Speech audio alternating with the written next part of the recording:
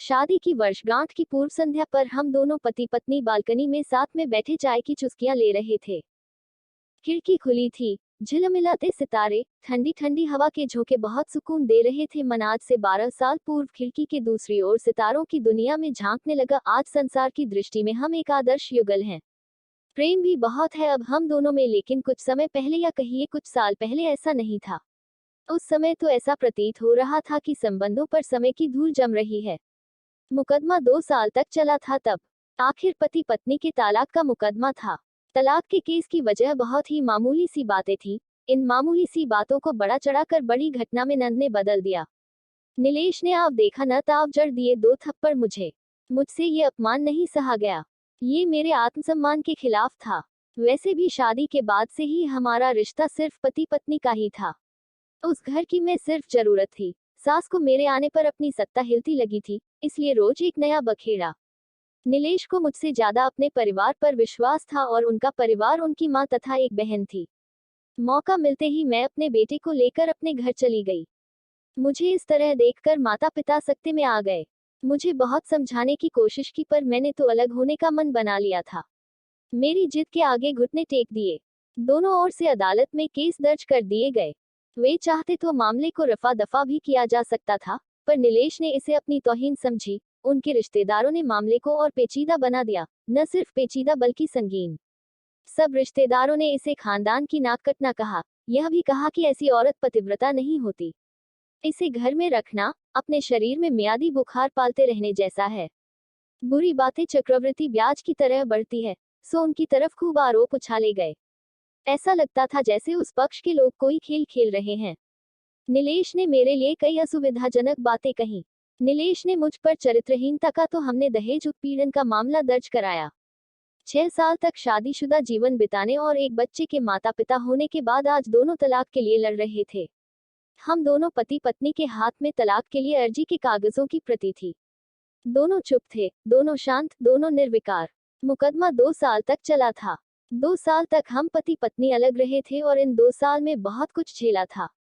मैंने नौकरी ढूंढ ली थी, बेटे का दाखिला एक अच्छे स्कूल में करा दिया था। सबसे बड़ी बात, हम दोनों में से ही किसी ने भी अपने बच्चे की मनस्थिति नहीं पड़ी। बेटा हमारे अलग होने के फैसले से खुश नहीं था, पर सब कुछ उसकी आंखों के सामने हुआ था, तो वह चुप था। मुकदमे की सुनवाई पर दोनों को आना होता। दोनों एक दूसरे को देखते जैसे चकमक पत्थर आपस में रगड़ खा गए हों। दोनों गुस्से में होते। दोनों में बदले की भावना का आवेश होता। दोनों के साथ रिश्तेदार होते जिनकी हमदर्दी में जरा जरा विस्फोटक पदार्थ भी छुपा होता। जब हम पति पत्नी कोर्ट में दाखिल होते तो एक दूसरे को देखकर मुंह फेर लेते, जैसे जानबूझकर एक दूसरे की उपेक्षा कर रहे हों। वकील और रिश्तेदार अक्सर उनके साथ होते। दोनों पक्ष के वकीलों द्वारा अच्छा खासा सबक सिखाया जाता कि हमें क्या कहना है। हम दोनों वही कहते। कई बार दोनों के वक्तव्य बदलने लगते, तो फिर संभल जाते। अंत में वही हुआ जो हम सब चाहते थे, यानी तलाक की मंजूरी। पर थोड़ा सोचने का समय दिया गया। पहले उनके साथ रिश्तेदारों की फौज होती थी, धीरे धीरे ये संख्या घटने लगी। नीलेश की तरफ के रिश्तेदार खुश थे, वकील खुश थे, पर मेरे माता पिता दुखी थे। अपनी अपनी फाइलों के साथ मैं चुप थी और नीलेश खामोश। यह महज इत्तेफाक ही था। उस दिन की अदालत की फाइनल कार्रवाई थोड़ी देर से थी और अदालत के बाहर तेज धूप से बचने के लिए हम दोनों एक ही टी स्टॉल पर बैठे थे। यह भी महज इत्तेफाक ही था कि हम पति पत्नी एक ही मेज के आमने सामने थे।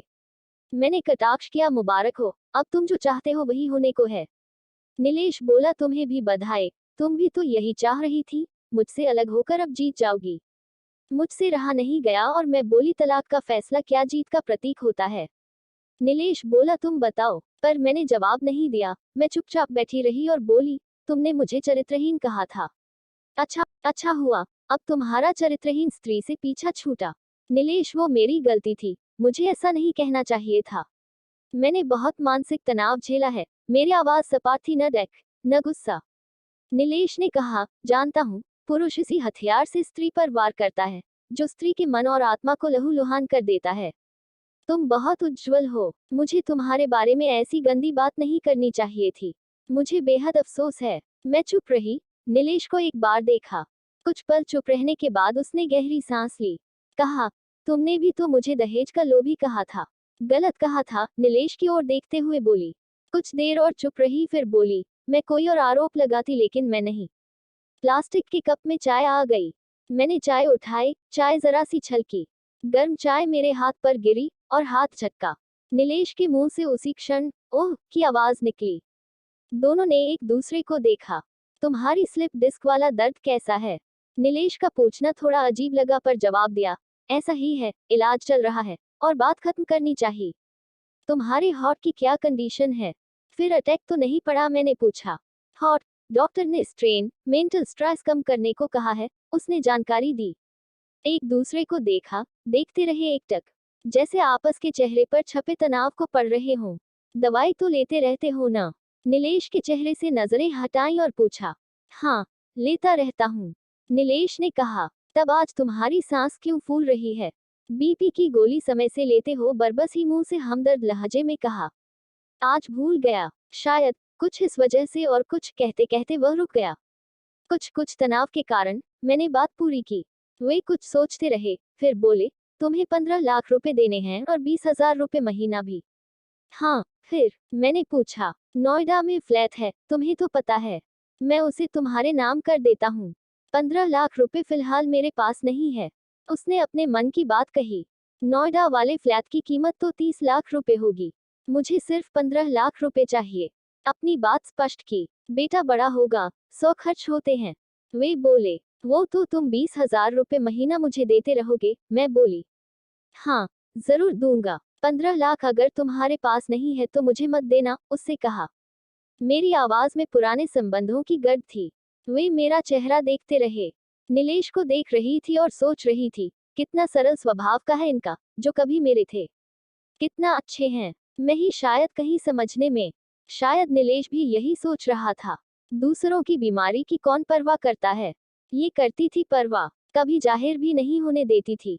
कितनी संवेदना थी इसमें। मैं अपनी क्रोध के नशे में रहा। काश जो मैं इसके जज्बे को समझ पाता। हम दोनों चुप थे, बेहद चुप। दुनिया भर की आवाजों से मुक्त होकर खामोश। दोनों भीगी आंखों से एक दूसरे को देखते रहे। मुझे एक बात कहनी है, उसकी आवाज में झिझक थी। कहो, मैंने सजल आंखों से उसे देखा। डरता हूँ, नीलेश ने कहा। डरो मत, हो सकता है तुम्हारी बात मेरे मन की बात हो। तुम बहुत याद आती रही, वे बोले। तुम भी? मैं एकदम बोली, मैं तुम्हें अब भी प्रेम करता हूँ।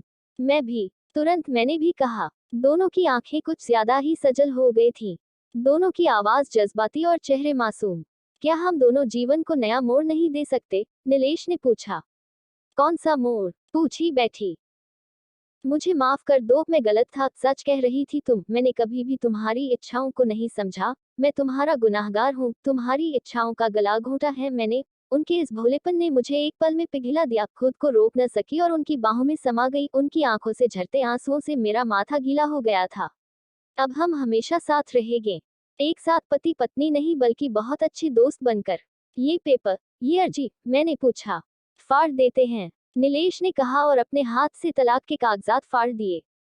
हम दोनों उठ खड़े हुए, एक दूसरे के हाथ में हाथ डालकर मुस्कुराए। दोनों पक्षों के वकील हैरान परेशान थे। दोनों पति पत्नी हाथ में हाथ डाले घर की तरफ चले गए। सबसे पहले हम दोनों मेरे घर आए। माता पिता से आशीर्वाद लिया।